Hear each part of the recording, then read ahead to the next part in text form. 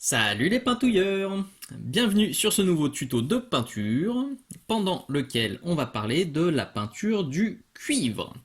Donc le cuivre, vous en voyez un petit peu sur ce fulgure en métal de la gamme Feu Racam.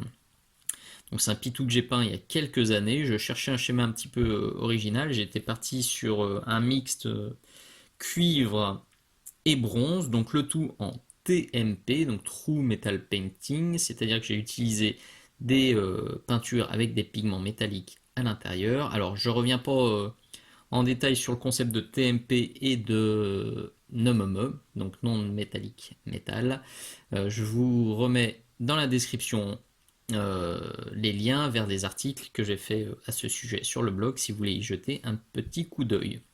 Donc cuivre et bronze, c'est des métaux qui sont bien sympathiques à travailler quand on veut changer de l'or, de l'acier, de l'argent. Ça permet d'ajouter des petites pointes colorées sur les pitous et puis ça permet surtout de s'amuser avec l'oxydation. Alors sur celui-ci, j'étais resté vraiment soft sur le cuivre. Hop, je vais essayer de vous montrer. Il y a quand même un petit peu de turquoise ici. Sur le bronze, j'avais été un peu plus généreux en mettant un petit peu d'émeraude à droite à gauche.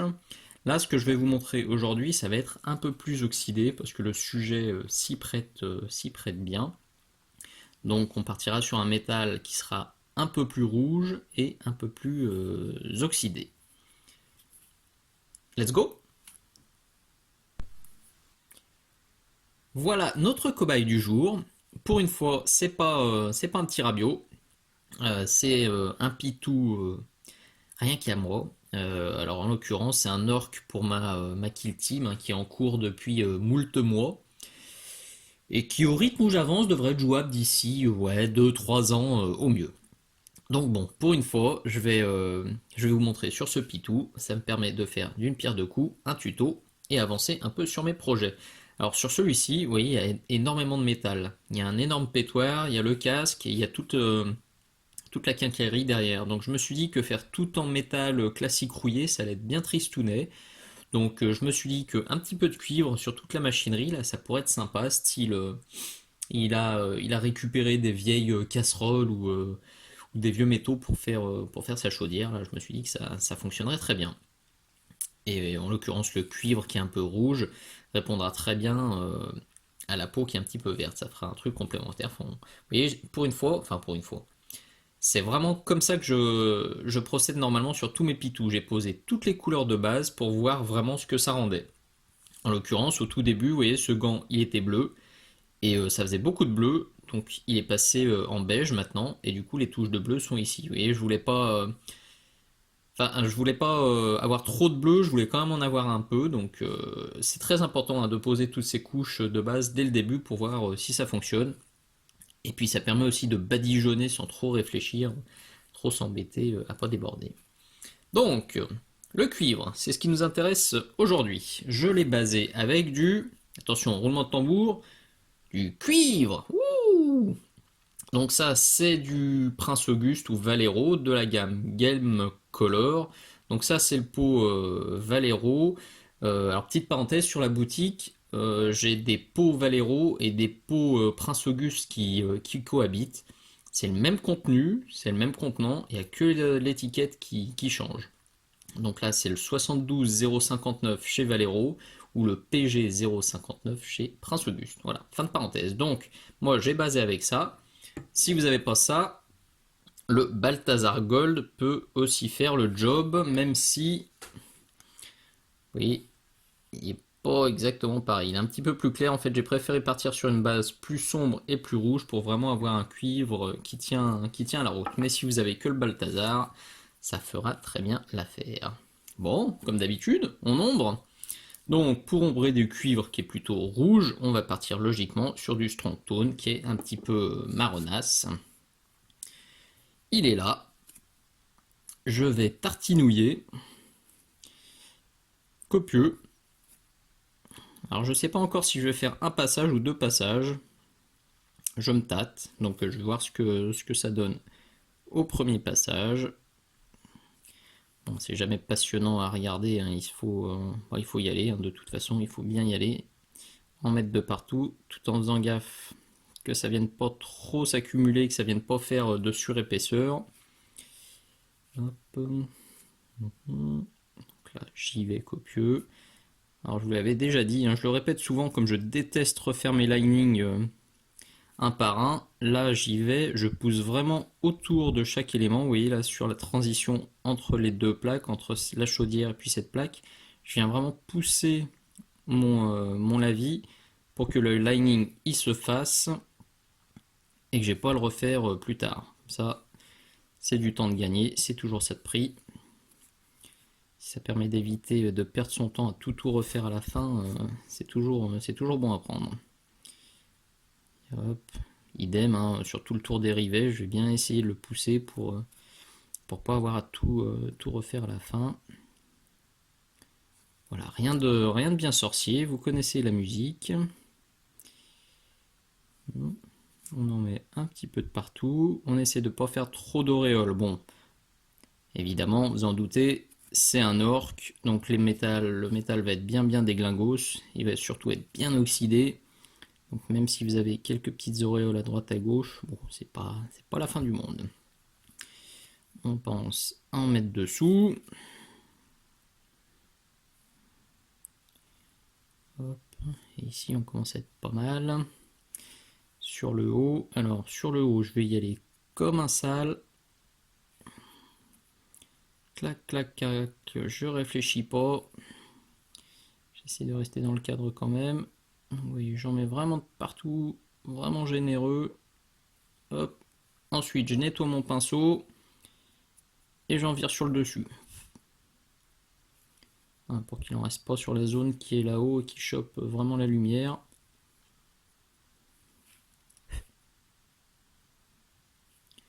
Voilà, comme ça s'est bien accumulé autour. Bon, là, ça s'est trop accumulé, donc je dégage. Celui-là, on est bien, celui-là, on est bien, celui-là, on est bien. Voilà. Bon, c'est pas l'étape la plus rigolote ni la plus passionnante. Donc je finis gentiment hors caméra et je vous montre ce que ça donne après ce premier passage. Le premier lavis est sec, alors je trouve ça encore un poil timide, hein. Là c'est pas trop mal, mais ouais, globalement je trouve ça encore trop clair. Donc je vais remettre un coup de Strong Tone. Alors en particulier parce que je sais qu'à la fin je vais mettre pas mal d'oxydation en turquoise, en bleu vert, en truc comme ça. Donc ça va forcément atténuer les ombres. On va remettre une couleur très claire dans les ombres. Donc si au début les ombres n'étaient pas très marquées, et ben on va avoir quelque chose de pas terrible. Donc autant marquer les ombres bien comme il faut dès le début. Donc on y retourne. Bon, je vais vous épargner la peinture. Enfin, je vais pas le faire sur l'intégralité face caméra. Parce que vous avez vu ce que ça donnait. Je vais juste forcer surtout sur le bas comme ça. Voilà, j'y vais généreux. Hop. Pas envie d'en faire trop de passages, pas déconner. Ça reste du pitou de jeu. Je me fixe pour toute ma kill team 5-6 heures par figurine. Alors ça peut déjà sembler beaucoup pour la plupart d'entre vous, mais pour moi c'est vraiment très peu quand je suis habitué à passer 20, 30, 40 heures, voire plus sur une figurine d'expo. Là, réussir à en plier une en 5-6 heures, c'est déjà un exploit. Alors je vais en enlever un peu ici cette fois, parce que tout à l'heure ça s'est un peu trop accumulé. Je mettrai aussi des traces d'huile à la fin, je pense, des grosses coulures bien brillantes, donc ça va être rigolo à travailler. Mais bon, là pour l'instant, il me faut des ombres bien marquées. Hop, et là avec ce deuxième passage, on devrait quand même commencer à être bien. Donc vous voyez, je force en particulier sur le bas. Et j'y vais.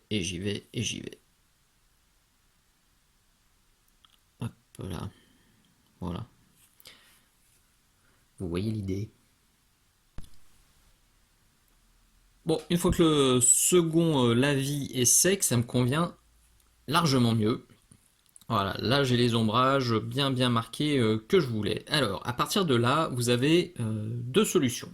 Soit vous voulez un cuivre plutôt clean, comme je vous l'ai montré sur Fulgur, parce que pour le coup, celui-ci est pas trop sale, vous voyez. C'est même plutôt lisse. On sent que l'armure est ancienne, mais elle est pas défoncée. Donc pour faire ça, j'avais repris mes ombres et lissé mes ombres avec de l'ombre brûlée. J'avais ensuite repris ma base, donc le Hammerhead Copper, donc le cuivre de chez Valero ou Prince Auguste. J'avais ensuite éclairci avec ça, donc c'est un autre cuivre mais un peu plus clair, donc la référence 0,58. Puis j'étais parti avec ça, du cuivre métallique, donc ça c'est de la gamme R. Le gros avantage c'est que les pigments sont très fins, très clairs, et que là ça permet d'avoir des éclaircissements vraiment très marqués, très nets. Donc ça c'est vraiment très pratique. Et quitte à finir un petit peu avec ça aussi que j'utilise sur tous mes métaux pour les derniers éclats. Voilà, donc ça ce serait la méthode, on veut un cuivre bien lisse. Hop, je vous les remets là, si ça veut, tac, je fais le point qu'on voit un peu mieux. Voilà, on aurait ce cheminement-là, avec l'ombrage qui est là.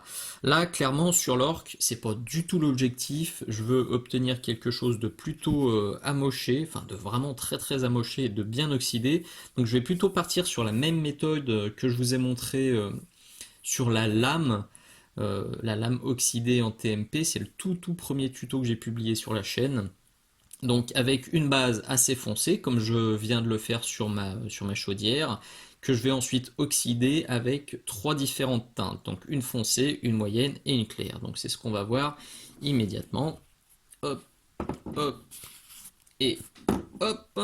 Donc on revient sur ce petit gus, on refait un petit point, et on attaque les oxydations foncées avec du bleu marine foncé de chez Prince Auguste. Alors ça, c'est vraiment une teinte aussi, j'en mets de partout. C'est une teinte que j'adore.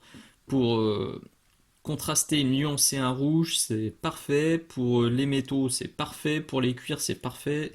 Vraiment, c'est une teinte que j'adore. Même sur les peaux masculines, pour apporter un peu de nuance, j'adore. Sur les peaux orques, ça fonctionne aussi très bien. Voilà, donc vous le voyez, je le dilue. Là, on va vraiment partir sur du lavis très dilué, que je vais appliquer sur des grandes zones, comme ici, en poussant dans les creux. Tac. C'est vraiment le même principe que la lame oxydée, hein. C'est exactement cette idée-là.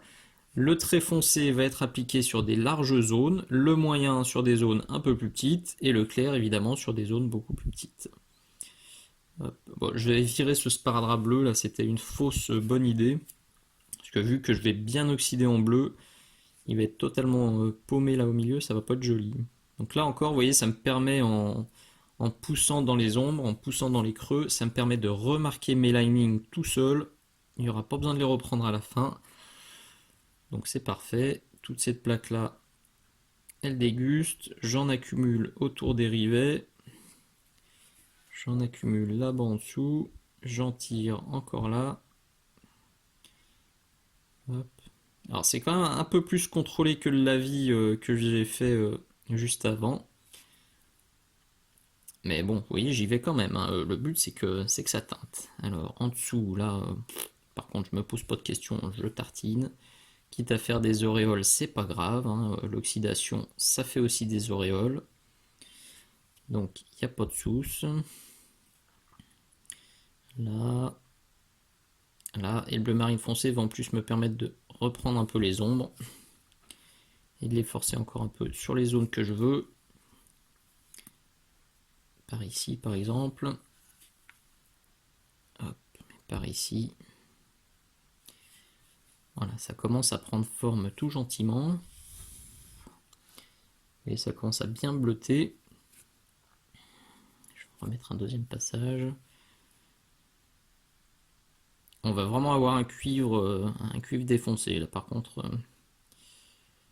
Après, c'est vraiment le but. Ça passera bien sur de l'orque, hein. Si vous voulez un truc propre, bon, suivez la première recette, ça sera plus adapté. Ou simplement forcez un peu moins sur les oxydations, là où moi, j'y vais un peu violent. Là, voilà, je vais faire ça de partout jusqu'à ce que ça me convienne.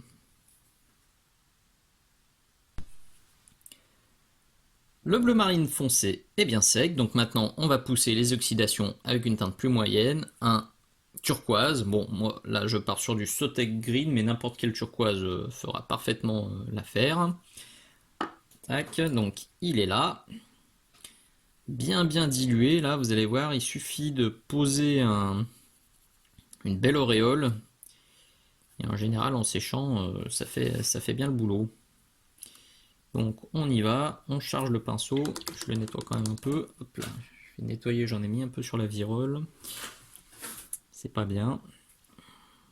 Donc là, je charge, j'en enlève un peu et je vois ce que ça donne. Bon, je peux charger un peu plus.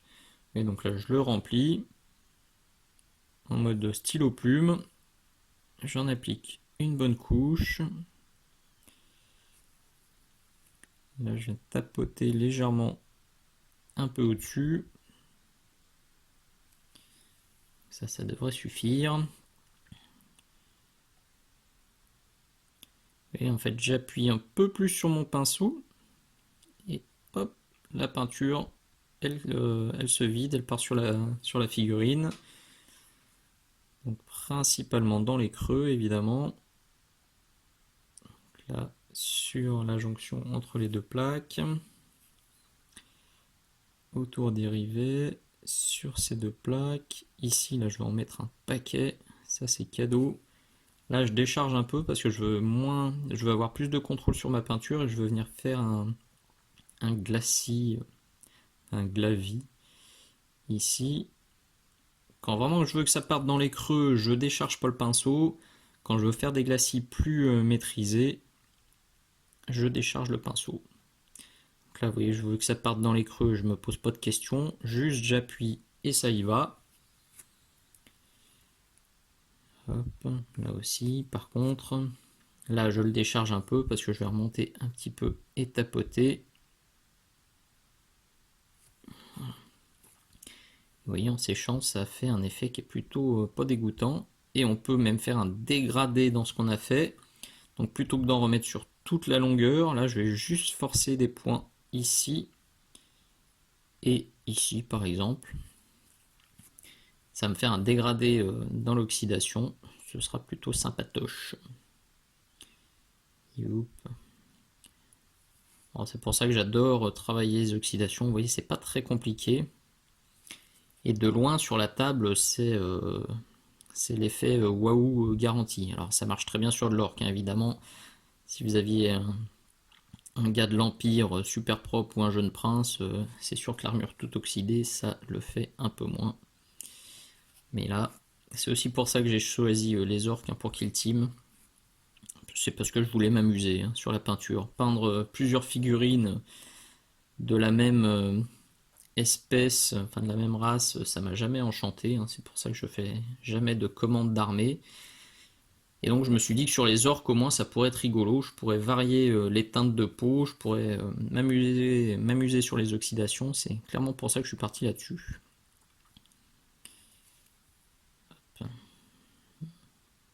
Là aussi, je viens le tirer comme ça. Là, bon, je vais en mettre vraiment de partout, hein, vous voyez. Là aussi, hein, le dégradé, enfin l'oxydation s'est faite en séchant, et plutôt que d'en remettre de partout, je viens juste hop, en retapoter là en bas, là où les lignes se croisent, pour en mettre un peu plus. Ici aussi, sur tout le tour des rivets. Bon, c'est pas très compliqué à faire, c'est juste un peu de précision. Hop, là je décharge le pinceau et je vais venir tapoter sur une zone un peu plus large, comme si l'oxydation s'était accumulée sur le bas, comme ça. Je vais répéter ça 2-3 fois, jusqu'à ce que je sois satisfait du résultat. Tac. Bon, vous pouvez y aller, hein, vous voyez, je tapote, je fais vraiment n'importe quoi, hein, enfin n'importe quoi entre guillemets. Si vous avez trouvé la bonne dilution, vous pouvez vraiment vous amuser. il n'y a aucun souci. Alors là, je dilue beaucoup. Vous pouvez aussi partir sur un truc moins dilué. Je vais vous le montrer tout de suite. Vous voyez, là, je dilue à peine. Où est-ce que je vais montrer ça? Là, sur le tuyau. Là, il y a une belle zone. Et plutôt que d'y aller tout gentiment, je fais la méthode classique. Donc, je mets une bonne tartine, je nettoie mon pinceau sur le sopalin, et je viens tirer sur une zone un petit peu plus grande. Donc, en un passage, au moins, c'est fait. Bon, par contre, si on se trompe, l'erreur est, entre guillemets, fatale. Mais vous voyez, en un seul passage, là, c'est beaucoup plus marqué que là ou là-haut où j'ai déjà fait 2 passages. Donc, si vous voulez gagner un petit peu de temps, évidemment, diluez moins, tirez mieux votre peinture, et vous voyez, vous avez un effet d'oxydation qui est tout de suite vachement plus efficace. Je le refais un coup, j'en accumule là le long du tuyau, je décharge mon pinceau sur le sopalin, hop, je tapotouille, je redécharge encore pour partir encore un peu plus loin.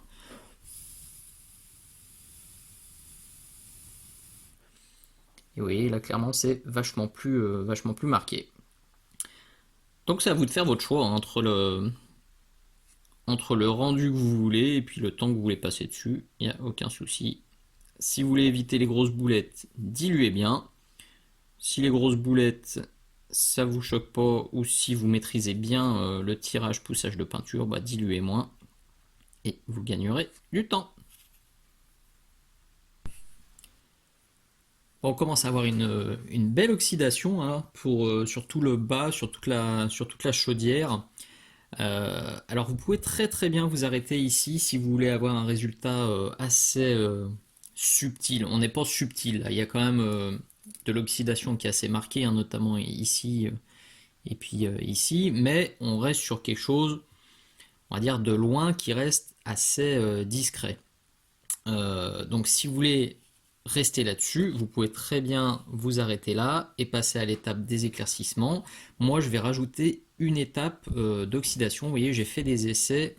Alors, attendez voir, que je refasse le focus. Hop là. Donc, vous voyez, ici, je me suis arrêté à l'étape que je viens de vous montrer. Donc, juste un petit peu de turquoise dans les creux. Donc, ça donne quelque chose de pas vilain du tout. Mais sur la petite boulette ici, j'ai rajouté des ombres un peu plus verdâtres à droite à gauche, notamment ici, notamment là, pour avoir quelque chose de vraiment très très oxydé. Alors, en cherchant un petit peu des photos d'inspiration sur le net, j'ai trouvé des photos de cuivre vraiment très verdâtres, très abîmées, qui m'ont beaucoup plu, donc c'est pour ça que j'ai forcé un petit peu le trait. Alors peut-être que sur une figurine d'expo je le ferai pas, mais là pour une figurine de jeu, qui sera visible on va dire à 1 mètre, 1 mètre 50, je pense que ça peut valoir le coup de forcer un peu le trait, parce que vous voyez pour le coup, là bah, c'est joli, il n'y a pas de souci, c'est subtil. Mais à mon avis, là je me mets à 2 mètres, le bleu, les oxydations, on les voit plus, on les devine un petit peu là-dessous. Alors que là, je pense que je me mets à 1 mètre, 1 mètre 50, je les vois encore. Donc là, je vais vous montrer comment forcer encore un peu. Si vous voulez le faire, allez-y. Si vous voulez être un peu plus gentil que moi sur les oxydations, pas de souci, on se retrouvera à l'étape suivante pour les éclaircissements. Alors, je me remets là. Je vais refaire le point avec la caméra. Merci. Et on y va. Donc le cuivre, quand il s'oxyde, il prend des teintes un petit peu verdâtres. Et pour ça, le bleu-vert de Prince Auguste est absolument fabuleux. Donc là, vraiment, c'est une teinte que j'adore aussi. Il est ici. Alors, petite parenthèse, parce que là, je viens de le voir. Très très important. Je déteste avoir des pigments métalliques, des paillettes métalliques dans mes ombrages, dans mes oxydations. Donc j'ai un pinceau et un gobelet spéciaux pour les peintures métalliques et la même chose pour les peintures non métalliques. Donc vous voyez, j'ai simplement marqué là celui qui a le bout rouge, qu'on voit là, c'est le pinceau que j'utilise pour faire les oxydations non métalliques et pour poser donc les ombrages et la vie. Et celui qui a le bout vert, c'est celui que j'utilise depuis le début pour les peintures métalliques. Donc je ne veux pas mélanger les deux. Bon, je tatillonne un peu, hein, mais c'est vrai que je déteste vraiment avoir des petites paillettes qui se baladent à droite à gauche. Donc c'est pour ça que j'utilise toujours des pinceaux et des gobelets dédiés. Donc là, je trempe dans le gobelet spécial non métallique avec mon pinceau pour les non métalliques et je viens diluer mon bleu vert. Alors ça marque vraiment violent le bleu vert, donc je vais pas en mettre de partout. Ça va être pour renforcer un peu l'effet, notamment ici, vous voyez, où j'ai déjà un petit peu forcé. Alors je vais moins diluer que tout à l'heure, hein, parce que je veux pas refaire 10 passages. Hop là, je tapote un peu. J'en mets là aussi. Là, je rince le pinceau et j'étale légèrement. Hop, là il y en a aussi. C'est une teinte ouais, qui est costaud, donc hop, là et ici. Là où on a les plaques qui se croisent, ça peut se justifier aussi. Ça va s'atténuer un tout petit peu en séchant, mais vous voyez, en tout cas, enfin, ça marque bien. Moi, j'aime bien. Comme toujours, évidemment, c'est une question de goût. J'ai fait un petit sondage Facebook là, avec la partie, là, la petite boule qui est devant, hein, pour savoir si c'était trop ou pas trop. Je crois que j'ai eu autant de trop que de pas trop. Donc là, c'est vraiment une question de goût, une question de rendu que vous voulez avoir sur la table de jeu ou sur votre figurine d'exposition. Donc faites-vous votre avis, puisqu'au final, c'est le vôtre qui compte le plus. Vous voyez là, le point, il a été un peu trop violent. Je me recule. Donc je vais retirer un tout petit peu comme ça pour lisser. Si c'est trop, je peux remettre de l'ombrage ou du turquoise, ça se reprend facilement. Je peux aussi, vous voyez, avec la pointe un peu abîmée, tapoter très légèrement pour texturer un peu le métal et lui donner encore plus de vie. Et là, ça commence à être bien marqué. Je vais reprendre un petit point. Je rince le pinceau, j'étale un tout petit peu.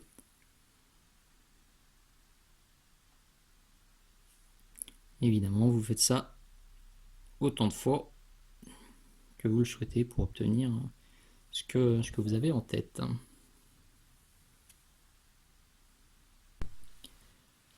Voilà, je m'arrête ici, c'est déjà bien marqué, ça me plaît bien. Je pourrais encore en mettre beaucoup plus pour faire un cuivre totalement défoncé, mais bon là je vais peut-être arrêter quand même.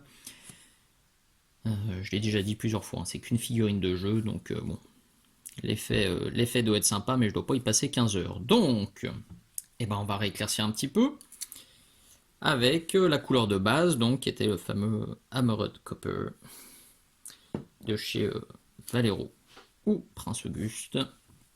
Il est là, et là je vais reprendre, alors pas de partout, hein. Si vous reprenez de partout, évidemment vous tuez vos oxydations. Je vais juste venir remarquer des points de lumière, bah, là où la lumière accroche. Donc en l'occurrence, je vais reprendre les petits rivets, vous voyez par exemple. J'ai très peu de peinture sur mon pinceau. Je viens tapoter comme ça pour reprendre le haut des rivets. Hop là, désolé, j'arrête de respirer hein, pour pas en mettre de partout. Et je vais même pas tous les reprendre. Je veux juste redonner un peu d'éclat métallique quand même, c'est pareil. En cherchant les photos d'inspiration sur le net, je me suis rendu compte qu'un cuivre oxydé avait quand même des éclats métalliques assez marqués. Donc bah, c'est ce que je vais faire. Mais vous voyez là, je viens repasser ma couche de base. Mais je tapote. Je mets pas un voile super uniforme, je viens remarquer le métal, je viens redonner un petit peu de brillance, mais par à coup. Comme si cette chaudière s'était pris des jetons, hein, tout simplement.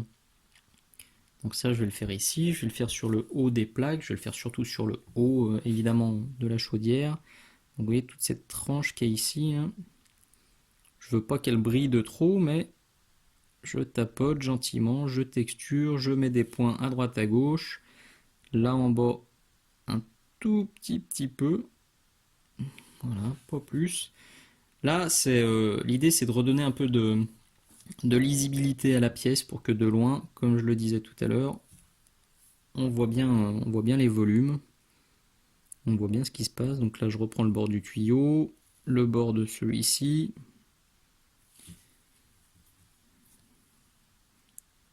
Je vais redonner ouais, un peu de brillance sans en faire de trop. Là, le pinceau, il est à peine chargé, vous voyez, j'en mets vraiment très très peu. C'est comme une sorte de brossage à sec. Là aussi, donc sur tout l'arrondi du tube. Je texture, je tapote. Ça, pour la figurine de jeu, ça va très très très bien. Bon, c'est sûr que ce serait pour un truc un peu plus poussé, je ferai un peu plus attention quand même. Là, je me fais plaisir. Et c'est pour ça aussi que j'ai aussi envie de jouer. Parce que des fois, passer 20, 30, 40, 50, voire plus heures sur une seule figurine, c'est parfois pas super joyeux. Donc là, je me dis que j'y passe un peu plus de temps, un peu moins de temps, pardon, mais qu'au final, ça fera le job, ça fera l'affaire sur la table. Voilà, donc je vais faire ça. Je vais reprendre un peu la chaudière, vous voyez tout le haut là, avec un pinceau à peine chargé. Je vais venir replacer quelques éclats. J'aime bien hein, les auréoles que ça a fait par endroits. Vous voyez, là, ici on a une petite auréole qui s'est formée, en bas aussi. Vraiment ça, je veux pas y atténuer. Ça me plaît bien. Ce serait pas sur du métal, je serais en train de me galérer à essayer de reflouter toutes ces vilaines auréoles, mais là, au contraire, c'est cadeau, ça me fait bien plaisir qu'elles y soient. Parce que, une fois de plus, c'est exactement comme ça que le cuivre s'oxyde. Donc vous le voyez, avec votre teinte de base, vous reprenez gentiment, vous remettez un petit peu de relief à droite à gauche, et ça devrait commencer à être bien, bien joli. Alors là, il y a les petits clous, enfin les petits trous dans le pot d'échappement, hein. Hop. D'ailleurs, au passage, ce pot d'échappement, c'est un trombone, hein, tout simplement. Un trombone que j'ai tordu. Je suis vraiment pas un expert en conversion, mais les orques aussi, c'est du bonheur pour ça, hein. Ça permet de faire des essais. Même si c'est déglingué et que c'est tout tordu, bah c'est orc. C'est ça qui va bien. Et c'est ça qui est vraiment plaisant.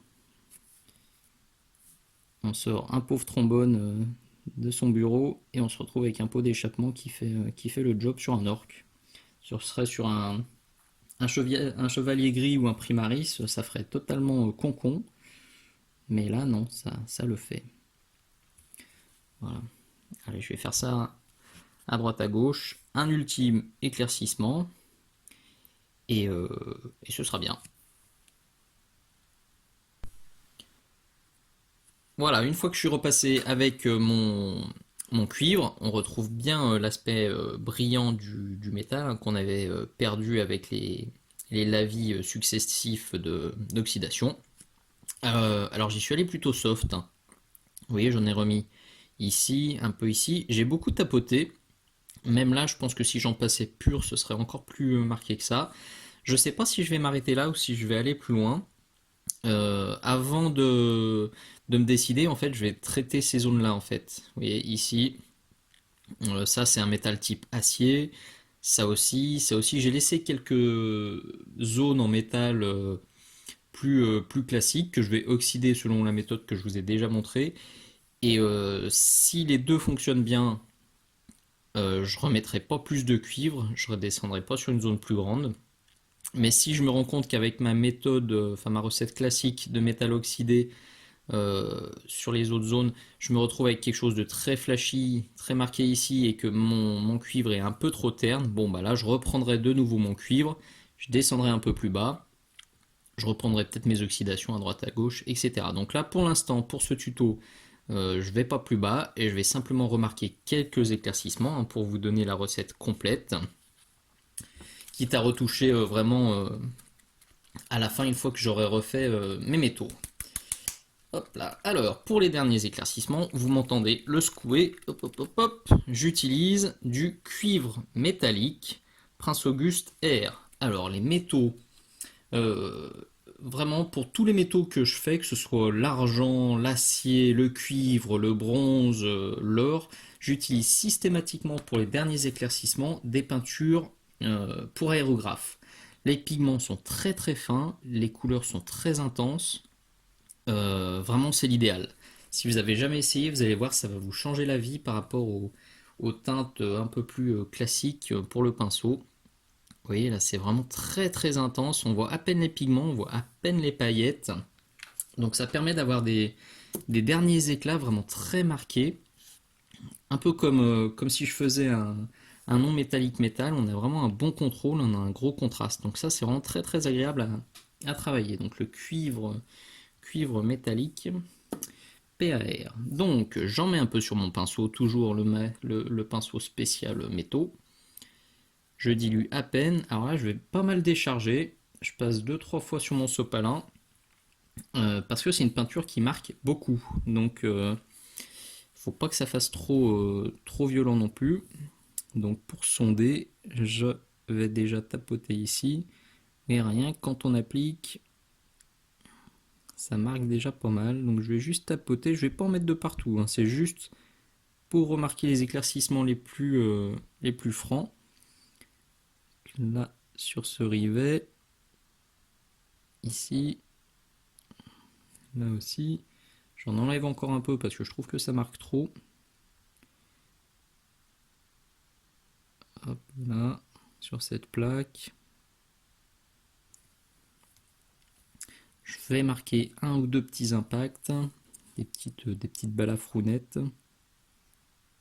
Juste déposer comme ça, oui, très légèrement avec la pointe du pinceau pour apporter un peu de texture à mon métal. Vous voyez, là vraiment, ça fait bien ressortir. Alors si vous trouvez ça trop violent, faites un mélange avec votre couche de base et votre cuivre, plutôt que de partir au cuivre directement.